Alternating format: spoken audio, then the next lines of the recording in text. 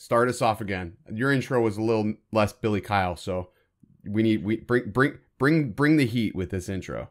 What's going on, guys? Welcome to the third episode of the Overcast Podcast. My name is Billy Kyle, and I'm joined by my co-host, Ken Dono. Hello, everybody. Welcome back to episode number 3 of the Overcast. So, the past couple of episodes, I guess the past 2 episodes, the first 2 episodes, were a little bit more information-based. But today, we want to relax, take a little bit of a chill pill, and talk about 2018 as a whole, because this episode is going up on December 30th. That's the end of the year, and 2018 was a huge year for drones. I mean, I was sitting here, and we have a little prep sheet, and I wrote out all these drones that came out, and I just kept saying, like, oh, this drone, and this drone, and this drone. I mean, the Mavic Air came out in 2018, and I feel like the Mavic Air is like 3 years old, like 4 years old. Yeah, so it is actually pretty crazy to think about. The Mavic Air came out in January, which is 2018, and yet it feels like so long ago. And you know what? This is almost funny. This reminds me of the conversation or presentation that Rick put on at Spin Up when he was talking about the progression of technology.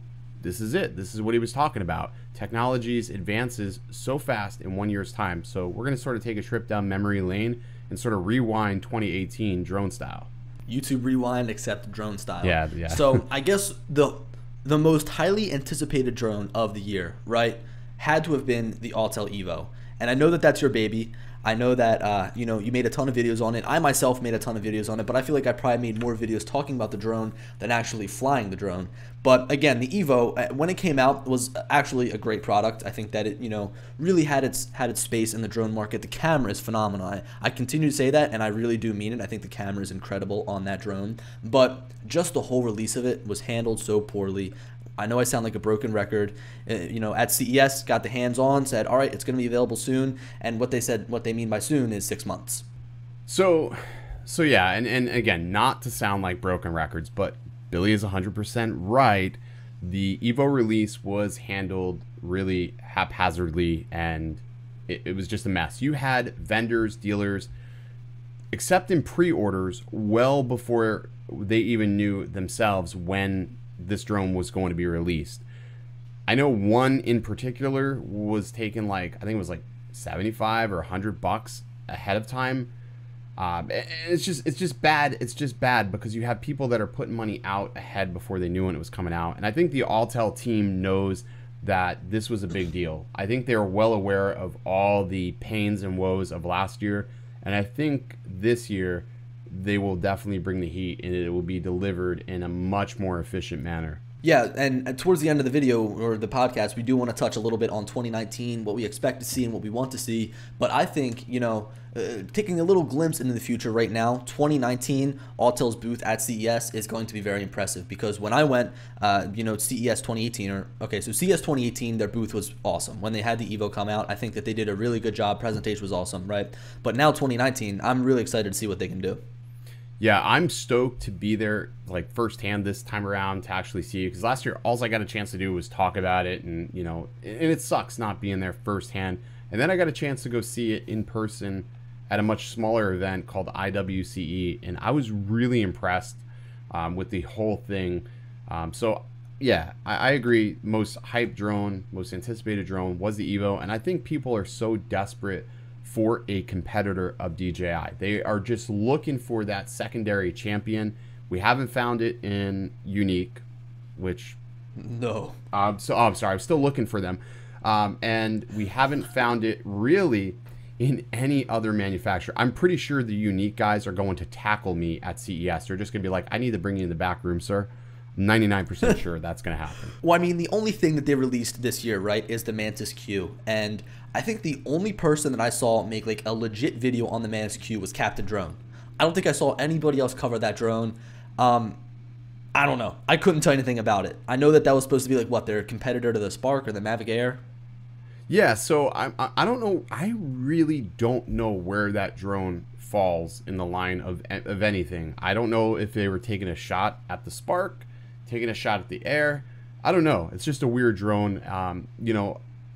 I would love to see Steve, Captain Drone, come out to CES, because he would be one of those quirky, cool people to talk to about this, because it seems like he always gets those like sort of really strange niche-like drones, and I would lump the Mantis into that sort of category. Like it's not something like somebody was like, oh, I have to have it type of drone. It just wasn't. And another drone from 2018 was the Anafi. I feel like we can't go, talking about 2018 drones without saying something about the Anafi. And we talk about like a competitor to DJI. I feel like the Parrot as a company is up there, but they're more on like the toyish side. And with them coming out with the Anafi, even though the Anafi is competing with, say, the Mavic Air, maybe some people would say the Spark, but in my opinion, direct competitor to the Mavic Air. That's like their biggest drone. Besides some of their fixed wings are cool, but known for their Bebop drones, coming out and seeing that they're going to now bring the Anafi to the table. That again was like their biggest drone, whereas DJI had like the Phantom and they had the Inspire. So I don't know. I think the Anafi was pretty cool. I had some promise, but after seeing those firsthand reviews and not actually getting one myself, especially you told me to stay away. So I never really like to buy things and return them ever. But the Anafi was the drone where I went out, I bought it. It was $700, and I get it home, I unbox it. I'm looking at it and like I'm holding it in my hand, and it just doesn't really have a substantial feeling. And again, I'm not trying to discount it for what it is, but it just didn't feel like very durable. And again, feel could be deceiving, but it just didn't feel durable. And the more I flew it and the more I like looked at it, I'm like, I spent $700 on it, and it just doesn't feel like a good $700. I took it back, and I went and bought a Mavic Air, like literally, same day. Yeah, the Anafi has some funny stories in my book. Even though I never bought one, I think that it's the drone that comes with the most amount of stories. So when I was at the event, it was held in New York, and that was a lot of fun. I got to go to the event, and I actually came across their like It's Coming page on the Parrot website. I know a lot of people kind of were interested in that. But anyway, I got pulled over on the way to the event. I got to the event, and it was like just starting as I walked in the door. The entire presentation, I couldn't understand what the presenter was saying. Honestly, it was like more French than English. People were asking him questions, and he was just like, I don't know how to answer that. And then when it comes time to actually get our hands on the product, they're allowing us to do test flights inside with no drone cage. So we've got these drones just flying above everybody's head. This guy who works for Parrot is flying the drone, takes a beeline straight into the window, and it just falls to the ground. It almost hit me. So after flying it myself, that story seems about right in line. Now, I know there are some diehard Parrot fans. You got those Parrot heads, not to be confused with the Jimmy Buffett Parrot heads, but the Parrot heads that will just like, it doesn't matter. These drones are the best of the best. I mean, Parrots, they're definitely an interesting company. I know they actually put out a thermal drone this year too. It was like the Bebop X or something. It sort of flew under the radar, no pun intended, but that was something else they did put out. But yeah, Parrot definitely, we'll give them like an honorable mention pass for 2018, I think. Yeah, and another thing we want to highlight is some of like the unique and the groundbreaking features, right? Unique definitely didn't have many unique features, but I think that the upward-facing gimbal was definitely a unique feature. So I bought the Inspire 2 this year, and I'm not going to lump that in with like the best drone because obviously it didn't come out in 2018. It came out in 2016, which is crazy because it's still a beast, and it came out 2 years ago. But I can get a pretty good upward angle with that gimbal. I think that I can look up probably like a good 45 degrees and get no props in the shot. If I fly forwards, it's a different story, but the Anafi being able to look straight up, that makes it a niche product in a sense where if I was somebody who's doing a lot of bridge inspections, I would probably have the Anafi just for that. Now, you can use the Matrice, right? I mean, the Matrice has the upward gimbal, but again, we're talking about a couple of $100 versus $20,000, $30,000. So if I was somebody who, wanted to get into bridge inspections and wanted to, inspect some things underneath of the bridge, that is like the go-to drone. Yeah, so let me rephrase that. I agree with that. It is a go-to drone, but the lack of obstacle avoidance and for me, the overall stability, it leaves a lot to be desired. And I do think that Parrot could have did better. They didn't. For me, with drones today, you either have to bring it all or don't bring it at all. That's a good one. But like you think about it, like the $100 price difference between the Mavic Air and the Anafi, right? You're losing a lot of features from the Anafi, or with the Anafi, you're losing a lot of features from the Mavic Air for that $100. I mean, they're the first company with drones that I've seen actually put like paid features within their app. So to unlock features, you had to actually pay money. Do you remember that? No, I did remember that, and I mentioned that in my video, and a lot of people got really upset that I would like take, you know, offense to the fact that they were charging, but you're charging $17 a flight mode. I don't care if the flight mode was $6. You're charging me $17. That flight mode better be like something that I'm going to send the Anafi to McDonald's and pick up my food. That better be what that flight mode means it's going to do. Or something amazing, like scratch my back with like on light. I don't know, but that's a lot of money. I know. No, I agree. But you know, there were these great drones. The Autel Evo, great. The Parrot Anafi, promising. The unique Mantis didn't really touch on it that much. But the king of drones, and then also the king of 2018 was DJI. I mean, it's hard to beat them. They came out with 5 different Mavics in 1 year. The Mavic Air, the Mavic 2 Zoom, Mavic 2 Pro, Mavic 2 Enterprise, Mavic 2 Dual. Right? And now, okay, so those all Mavics, you know, it doesn't make it seem like, wow, 5 brand new drones, right? Because they obviously have the same body style. But pretty insane that they delivered that much in the span of 1 year. And on top of that, not drone related, they came out with like the Osmo Pocket, you know? So they definitely brought a lot to 2018. So we got a new Mavic, and I would probably venture to say we won't see a new Mavic probably for another year and a half, maybe 2 years. I think these Mavics are probably pretty much it, set, done, unless if they're going to bring on other iterations. I think these are it. So I know every time we've looked, it was the Phantom 5 is coming.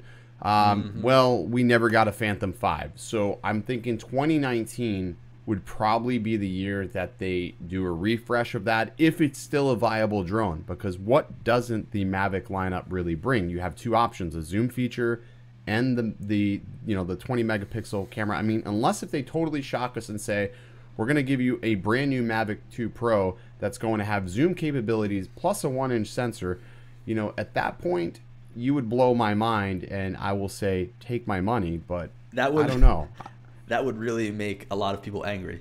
There's nothing we can, you know, people are going to get mad no matter what. Like, literally buying drones, buying tech is keeping up with the Joneses, except for the Joneses are the manufacturers, because as fast as you buy it, they are breaking out with something new. And it really does go back to what I said months and months ago, is that we all need to just fly what we have and enjoy what we have while we have it, because it can be ripped away in moments. Yeah, I mean, I think that it's without having to be said that DJI really did steal the show this year with 5 new Mavics. But I guess just to wrap up 2018, I want to talk a little bit about like what I want to see in 2019, what we expect to see in 2019. What was your favorite drone? Favorite drone of 2018 that you flew? Favorite drone of 2018, hands down, has to be the Autel Evo. Has to be. I think that was just an awesome release, awesome product. Yeah, there was a lot of kerfuffle and some issues even after I finally got it in my hands. But, you know, when everything was all said and done, months and months later, 6 months later, actually, it's been phenomenal, and they've done a great job cleaning up all the issues. No, yeah, I agree. I think that, you know, they kind of recovered after that rocky launch, and they definitely won over a lot of people from DJI. I remember making those videos between like the Mavic and the Evo. There's a lot of people that I saw jumping ship from DJI over to Autel, and people after, you know, the years coming to an end, that they're happy that they did that. And, you know, everybody has their own opinion. I'm not going to tell people one way or the other, but you know, I like to see that competition is awesome. I think that my favorite drone, I'm going to be a little bit boring. I feel like there's such a boring answer saying that's the Mavic 2 Pro. I mean, you like delivering what was in my favorite drone, the Phantom 4 Pro, in terms of camera, into the Mavic 2 Pro. It's like my dreams came true. It's like I was lugging around the Phantom with me just because, you know, I wanted that superior image quality. And okay, the Phantom still does have better image quality than the Mavic 2 Pro, but still they deliver those same specs for the most part. It's a home run in my opinion. And you know what? Here's the deal. Like, we're in the unique position where we get to experience all these. I know I said unique. We get to experience all these different drones, like when they come out or just shortly afterwards, and fly them and give our opinions on them. And the average person, they're just looking for that one drone that's going to be able to check all their boxes. And for every person, those boxes are different. But I think it really right now, the two manufacturers that really click and check the boxes for most, from price to feature, is going to be DJI and Autel. Those are the two manufacturers that really do it for many. Totally agree. In terms of the Mavic 2 Pro, making my videos, the videos that I did, the amount of people that commented about there being no 4K at 60 frames per second drove me crazy. Like, who cares? So I am on team 4K 60. Oh, I am on team 4K 60. We're going to go to battle on this because for me, nothing looks sexier flying over the grasslands, looking down at the water than 4K 60. And that's me. I refuse to shoot 24 FPS. It's either 30 or 60. Yeah. 30 or 60 is what looks good on our TVs. I hate that flicker that 24 frames brings. Well, see, here's the thing, too, is I know that I upload all my videos in 4K 30. I'm a resolution junkie. I prefer resolution over frame rate. And then you're in here uploading your videos for a while at 1080 60. So I know that you're a huge fan of 60 frames per second. So I can understand where your love for 4K 60 comes from. Now, in my opinion, I think that for video taken with a DSLR, like let's say you got a Panasonic GH5, yes, 4K at 60 frames per second, being able to slow down that footage is what you want, okay? But from the air, when I'm flying with my drone, filming trees, filming water, filming, landscapes, I don't want to be able to slow it down. I don't care about that. I just want it to be 30 FPS, how I shot it, and that's it. Yeah, and I mean, I guess a lot of people just have their different personal tastes about it and how they want. I mean, I look at it as like, well, what do I look at when I'm watching YouTube? Like, what looks natural for me for movement? I think the most natural looking movement right now is 4K 30 for what I've been uploading in. And for the longest time, like for the better half of this year, every video was 1080p, 30 frames or 60 frames per second. I went back and forth. I'm trying to finally get consistent with it now, but I've sort of settled on with the Mavic is 4K 30, Evo 4K 60. Yeah, and then, at the end of the day, you can always take that 4K 60 footage and turn it into 4K 30, so it's not like you're hurting. But again, it's like, sometimes I'm at like the perfect exposure value, and you go up to 4K 60, and you're like, all right, now I got to bump up the shutter speed, and then it becomes darker, so it's a little bit of a pain. The only reason why I do like 4K 60 is like living here in Florida, we have these bright, shiny days. You want to fly midday, doesn't matter what time of day you want to fly. True that. If you throw on an ND8, an ND8, and you're ready to go. Like you have the perfect exposure values, your footage looks great, looks crisp, and like you said, you can drop 60 frames per second into a 30 frame timeline. You can't take 60 and 30 and drop it into a 24 frame timeline unless you plan on slowing it down, because otherwise it's honestly going to look just terrible and choppy. Matter of fact, I think when Casey Neistat reviewed the Mavic 2 Zoom and Pro, he made that mistake. He dropped 30 frames per second into 24 frame timelines, and you can really see the choppiness in the footage. It really did show off. Yeah, and that was bad for DJI. But I guess I want to end this off by saying something about the Evo, and something I've noticed through flying with you and also looking at your footage. It's crazy that you can shoot the Evo at any time of the day and it looks great. I know when I shoot with like my Mavic 2 Pro, if it's like noon, the sun is high in the sky, the video looks bad in my opinion. The only time I like to shoot is golden hour. I mean, maybe just because I've gotten to that point where I don't like the look of the other footage, but I feel like you can fly with the Evo at any time and it looks great. So it's funny, people have said that they don't like the footage from the Evo at night. I've heard people say they do. Here's what I do know. In flying the Mavic 2 Zoom, which has that compact sensor as well, the Mavic 2 Zoom sensor tends to get like, I don't even know what it is. It's like these sparkles, crystallized effect. Doesn't matter what ISO I set it at. I always have to denoise the footage after I export, or before I export. It's just such a weird thing that happens to that footage, and just makes no sense. It sort of makes me like, I do hope for a 1-inch, and we're leading up towards that conversation here in a moment. Yeah, so I guess we'll close this out. We've probably got like 5 more minutes. Talk about 2019. And there's a lot of things I want to see in 2019, and I think one of them being the most anticipated drone, which will be the Phantom. I feel like if we don't see a Phantom in 2019, there will be riots. I will join that riot. I believe it. I can see mini riots in the streets of Tampa and possibly even Philadelphia if we don't see a Phantom 5. I don't think we will see a Phantom 5 at CES. It's unlike DJI to bring a new drone like that. You know, they may bring like gimbals and stuff, but I think something like the Phantom warrants its own event. Now, unless if they have like a mini event at CES, like a lot of manufacturers do that. Yep. Like they'll have mini events. I mean, we could see that. Yeah, and you know what? There's something in 2019 I want to see, and it kind of comes from the Mantis Q. I know we've been this entire time really just putting Unique down, but with the iteration of voice control into the Mantis Q. Now, I can't speak for how well it is. I can't speak for how good it works, but being able to implement some sort of voice control would be huge for drones. Now, I'm not talking about like controlling the whole drone with voice control, because that could go over terrible. Like fly forward 200 feet, like that would be bad, right? But if I was able to be mid-flight, I'm flying, and I could say, you know, maybe for DJI they would do like, hey DJI. You could say, hey DJI, take a photo, or hey DJI, turn my obstacle avoidance on. Like little things like that would allow me to continue to watch the drone. It would allow me to continue to look at the live feed, but I'm changing settings on the fly and not having to worry about digging through the settings. Yeah, now I would like to see that like from the RC perspective, like where I can send a command to the RC, sort of like we'd say Siri. Yep. But it would send that to the RC. Like, you know, sometimes I wish I had more hands so I can be doing whatever. And obviously I have only 9 fingers right now, but I wish we could, you know, do so much more, because there's times like with the Mavics, we have that option where we can pan the gimbal as we're actually panning the drone. And it's one of those things where, okay, if I had a voice command to say start panning, and then I can move the gimbal, well, now it frees up my hands to be able to do that. I mean, yeah, I think voice control would be just epic on a drone. Right, and I think that there's like a use case scenario to be like, hey, you know, hey DJI, pitch the gimbal to -45. Boom, it pitches. You know, something like that.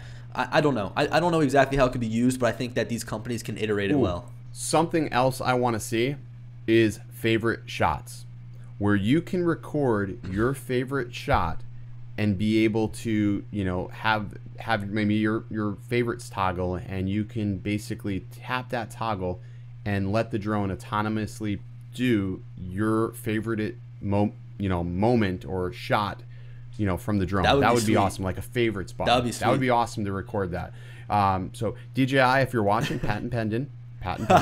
Okay, wait. There's one more thing that I'd like to see, and I think that we are, as a whole with drones, right? We've got good obstacle avoidance. We're set there. We've got good cameras. I really couldn't ask for anything more than 4K right now, because 1080p is still like the standard. I know that's sort of transitioning to 4K, but like right now, I'm cool with 4K. I don't need 5.2K. I don't need 6K. That would be nice, but I think the one thing that they need to really work on is flight time.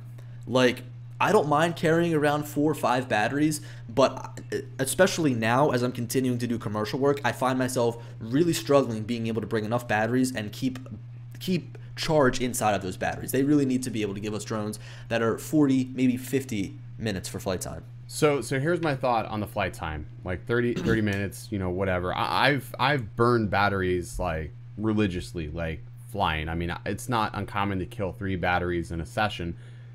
If you're not going to be able to give us more flight time, I think the standard should be for prosumer drones is include 2 batteries with the sail. Like, it shouldn't even be an option. 2 batteries with the sail. And I know people are probably gonna be like, well, that's an egregious thing they asked for, Dobo. Well, no, it's not. 2 batteries with the sail, so you can keep that drone in the air, so you can keep whatever focus you're doing, you know, to finish the project. Because again, these are prosumer drones. When we're talking about the Mavic 2 Enterprise, the Mavic 2 Pro, the Mavic 2 Zoom, these are prosumers. Like, you're buying these for a purpose, essentially. It's not like your everyday pilots that are, you know, going out buying these. I don't know. That's just my thoughts on that. I agree. In terms of 2019, right, it's almost like to the point where I think that they're going to come out and wow us with certain features that we can't even think of yet, you know?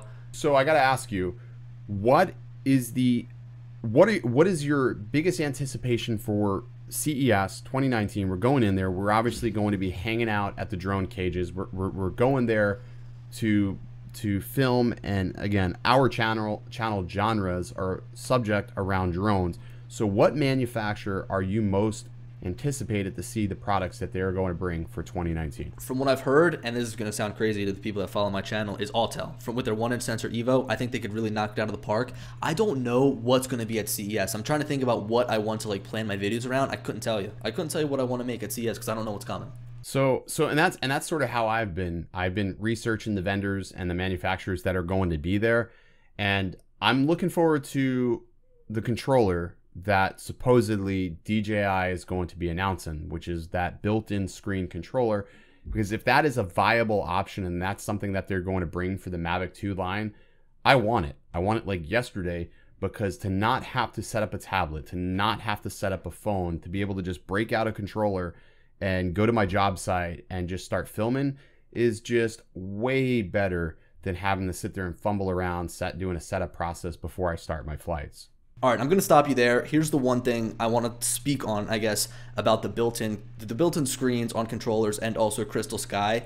There's a bunch of apps that I use that are able to be used with drones, right? So I use Drone Deploy, I use Ground Station Pro. I don't only use the DJI Go app. So if I were to say buy a Phantom 4 Pro and I got the Plus model with the screen built in, I wouldn't be able to take advantage of Drone Deploy.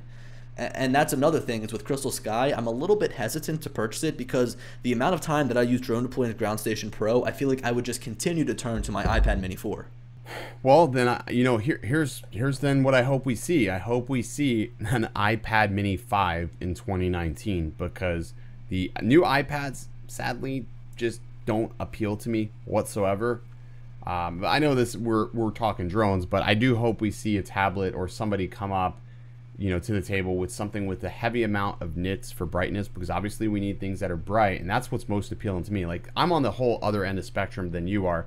I'm dealing with real estate. I'm dealing with somewhat of a cinematographer's approach to my videos and my photos, but it's like everything has to be perfection and perfect as far as my shots line up.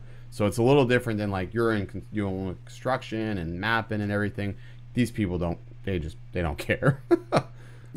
Yeah, and you're perfect with being able to use Crystal Sky, but something I'd love to see is if potentially they could do this with the Crystal Sky tablets they have right now, is unlock it. So that's just an Android tablet. And I can just download DJI Go, I can download Drone Deploy. So actually, somebody who you should probably be following is J-Case. He is a security analyst for DJI.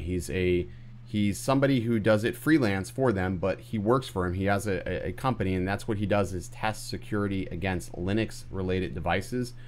And one of the things he's been able to do is to root a Crystal Sky. He's even cited how insecure they actually are. He's gotten into battles with DJI on Twitter about that. Plus, too, it's Android. It's an Android device, so technically speaking, they should provide the source code for that. They should be able to provide source code for that device, since it is, and that would allow it to be opened up to be able to install sideload APKs and things like that pilots would essentially need.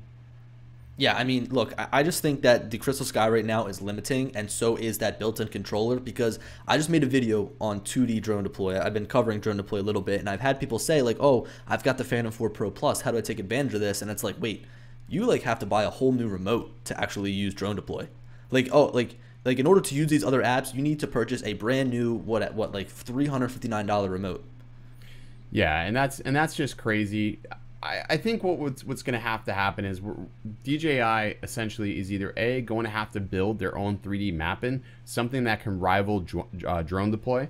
I mean, if this is something that is becoming so prevalent that so many pilots need and use, either A, they partner with Drone Deploy because they don't want to build their own and say, hey, we're going to start giving an option to our users. We're going to put an app store on our Crystal Sky applications and say, okay, these are our approved partner applications that you can install on the Crystal Sky. I don't know why this doesn't exist already. And hell, if I just gave them an idea to do that, so be it. I hope that does happen, because it needs to happen.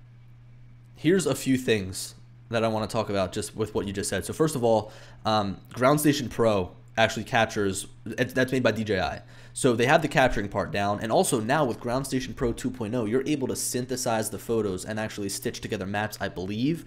I haven't tested it out. I don't know how good it is, but Drone Deploy is far better. I think they have some sort of partnership with DJI, but my biggest thing is going in and using Ground Station Pro. I always figured I'd use Ground Station Pro. I think it's a better app than Drone Deploy for actually capturing the images. I think it gives you a little bit more information, but also I always thought I'm going to use Ground Station Pro because it is a DJI app, and I want to make sure that if something happens to my drone with the DJI app, they're going to cover it. But I spoke with somebody from an app called Drone Harmony. It's another map capturing software that's Android only, so it's a little bit different.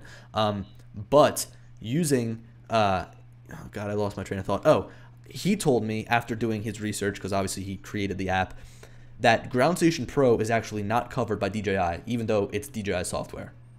That's just crazy. I mean, I guess I can understand that, but I just think that's silly. If you're going to back a product, you should back the owners against issues and things like that.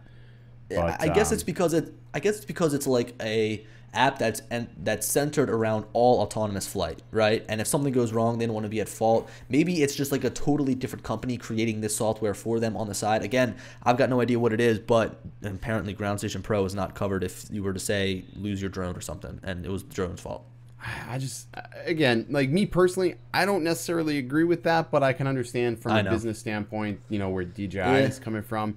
But, in regards to what we want to see with 2018, I want to see a controller, even though you have different needs, and that's where it really comes down to. Somebody needs to bring an all-inclusive software to the market, something that covers every need from commercial. And I know it's damn near impossible to do, but somebody has to do it because, even as much as I love Autel, if I'm doing commercial work today, I need to use DJI if I'm looking to do some form of 3D mapping, because there aren't applications that function with the Autel team. The SDKs just aren't there.